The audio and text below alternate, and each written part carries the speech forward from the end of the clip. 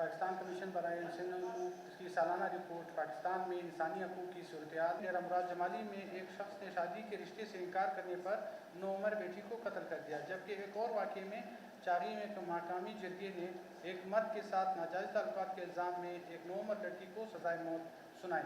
بلوچستان اس وقت ایک security state ہے، یہاں پہ کام کرنا کوئی آسان نہیں ہے۔ ڈاکٹر معاون بلوچ کی تنظیم کا آپ کے سامنے ہے، انہوں نے پیسفل اسمبلی کال کی، لیکن اسٹیٹ نے پینک ہو کر چاروں طرف سے رستے بند کر دیے۔ اگر وہ اپنا احتجاج گوادر میں کرتے تو شاید یہ حالات جو اس دن جتنے لوگ ہلاک ہوئے شاید نہ ہوتے۔ بلوچستان میں جبری گمشدگی اور ماورائے عدالت قتل کے واقعات تشویش کا باعث رہے اور ان واقعات میں مجرموں کو سزا نہ ملنا اور حکومتی بے حسی کا عنصر نمایاں رہا۔ بلوچستان کی کانوں میں متعدد حادثات پیش آئے۔ 2023 کے دوران صوبے میں کم سے کم 36 کارکن ہلاک ہوئے اور 40 زخمی ہوئے۔ عسکریت پسندوں کی جانب سے 110 حملوں کی اطلاعات موصول ہوئیں۔ مارچ 2023 میں پولیس قافلے پر خودکش حملہ ہوا بولان میں، جو پولیس اہلکار جاں بحق ہوئے۔ جو ہماری اینول رپورٹ ہے جس کی لانچنگ اسلام آباد میں ہوئی ہے 2023 کی، وہ پیش کرنا تھا، اور جو بلوچستان کے 2023 میں جو ہوئے ہیں واقعات ہوئے ہیں اور جو انسانی حقوق کے جس طرح کی جو ایکٹیویٹیز ہوئی ہے، جو ہمارے HRCP کے اس رپورٹ میں آپ سب کے سامنے آپ کو کاپیز دیں گے، اس میں ساری موجود ہیں۔ جو چیدہ کچھ چیزیں ہیں میں وہ آپ کے سامنے پڑھ دیتا ہوں۔ اس میں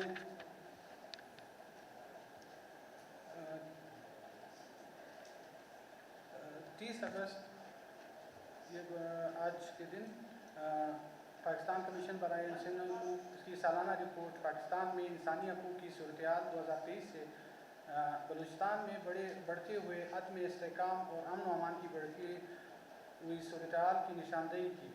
صوبے میں صرف 2023 میں عسکریت پسندوں کی جانب سے 110 حملوں کی اطلاعات موصول ہوئیں۔ مارچ 2023 میں پولیس قافلے پر خودکش حملہ ہوا بولان میں، جو پولیس اہلکار جاں بحق ہوئے، اور جبکہ ستمبر میں مستونگ میں مسجد کے قریب خودکش حملے میں عام شہریوں سمیت 50 سے زائد افراد ہلاک ہوئے۔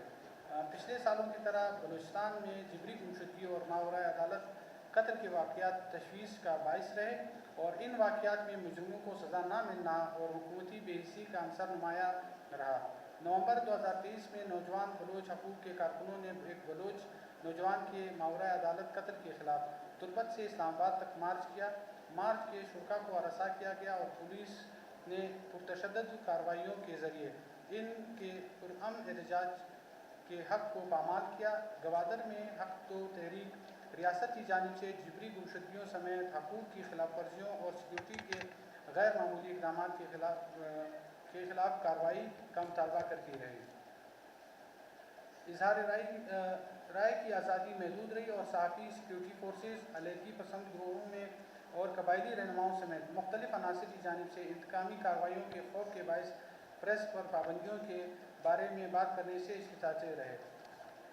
فوجی اسٹیبلشمنٹ کا غلبہ 2023 میں اگست 2023 میں انوار اللہ کاکڑ کے بطور نگراں وزیر اعظم تقرر کی شکل میں دیکھا گیا۔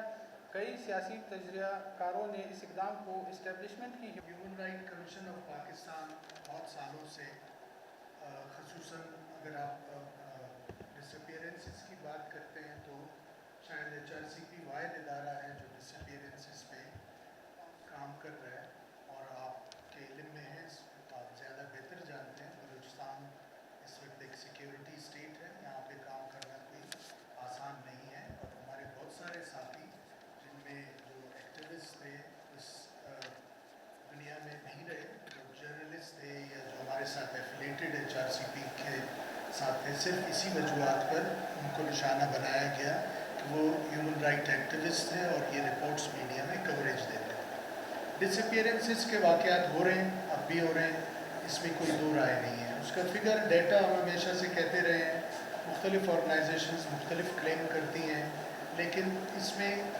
ایک کنفرم ڈیٹا اس لیے نہیں آ سکتا کیونکہ بہت سارے لوگ رپورٹ نہیں کرتے۔ اس وجہ سے ہم صرف وہ کیسز رپورٹ کرتے ہیں جو ہمارے پاس کنفرم کیسز آتے ہیں، لیکن ڈسپیئرنسز کی تعداد بہت زیادہ ہے اور اب بھی ریگولر بیسس پر ڈسپیئرنسز ہو رہی ہیں. دوسری طرف سے سرکار کی طرف سے یہ کہا جاتا ہے اکثر, جیسے آپ نے پرسوں کے واقعات دیکھے اور کل ہی 9 باڈیز آ گئی, تو یہ خود بذات خود شاید ایک ڈاؤٹ کریٹ کرتا ہے کہ آپ جو بھی کوئی واقعہ یہاں ہوتا ہے اور اس کے چند دن کے فوراً نیکسٹ ڈے آپ دیکھتے ہیں کہ کچھ مسخ شدہ لاشیں یا کچھ ڈیڈ باڈیز پھینک دی جاتی ہیں کہ جی یہ انکاؤنٹر میں ہلاک ہوئے ہیں. تو یہ ظاہر ہے اس کے لیے ایک ہم سمجھتے ہیں کہ ایک فیکٹ فائنڈنگ ہونی چاہیے, جوڈیشل انکوائری کوئی کی جانی چاہیے تاکہ یہ بات واضح ہو سکے. ظاہر ہے دونوں طرف سے جو ہے نا الزامات آتے ہیں اور جو حکومت کی طرف سے اکثر یہی کہا جاتا ہے اور ان کی ایک سٹینڈ یہی ہے کہ جو ڈس اپیئرڈ لوگ ہیں وہ موسٹلی ان واقعات میں انوالو ہیں. لیکن ایچ آر سی پی یہ نہیں سمجھتی. بے شک کچھ لوگ ہوں گے ایسے واقعات ہوئے ہوں گے, لیکن یہاں پہ جو ہے ڈس اپیئرڈ لوگوں کو رینڈملی اٹھا لیا جاتا ہے. اگر کوئی سیکیورٹی بیسڈ اس طرح کے ڈس اپیئرنسز ہوں یا انفارمیشن بیسڈ ڈس اپیئرنسز ہو, پھر ہم سمجھتے ہیں کہ قانون موجود ہے. یہ ملک میں کانسٹیٹیوشن ہے, ڈپٹی کمشنر صاحب نے آرڈر جاری کیے, غیر آئینی آرڈر ہے, کیونکہ کانسٹیٹیوشن آف پاکستان آپ کو freedom of assembly, freedom of speech کے رائٹس دیتے ہیں, اور پریس کلب شاید ایک خود مختار ادارہ ہے. ڈی سی کی انٹرفیئرنس ان معاملات میں اس کی بالکل گنجائش نہیں بنتی. لیکن ظاہر ہے ان کو جو احکامات آئیں گے تو وہ اسی پہ عمل درآمد کرتے ہیں. جہاں تک آپ فریڈم آف اسمبلی کی بات کر رہے ہیں, فریڈم آف اسمبلی ایک کانسٹیٹیوشنل رائٹ ہے. سیاسی جماعتیں ان کا کام ہی احتجاج کرنا ہے, اجتماع کرنا ہے, اور پریس کلب میں بہت سارے ایسے پروگرامز ہوتے ہیں جہاں ان کے اجتماع ہوتے ہیں, کنسلٹیشنز ہوتے ہیں. سول سوسائٹی کے ہمارے اپنے سارے کنسلٹیشنز یہیں پہ ہم کراتے ہیں. تو یہ ایک میرے خیال میں غیر ذمہ دارانہ اقدام ہے. اسٹیٹ کو فوراً یہ وڈرا کرنے کی ضرورت ہے. جہاں تک آپ فریڈم آف اسمبلی کی بات کر رہے ہیں, فریڈم آف اسمبلی کا سب سے جو بہترین ایگزامپل ابھی ریسنٹلی ڈاکٹر ہمایوں بلوچ کی تنظیم کا آپ کے سامنے ہے. انہوں نے پیسفل اسمبلی کال کی, لیکن اسٹیٹ نے پینک ہو کر چاروں طرف سے رستے بند کر دیے, وائلنس یوز کیا گیا, لوگ مرے.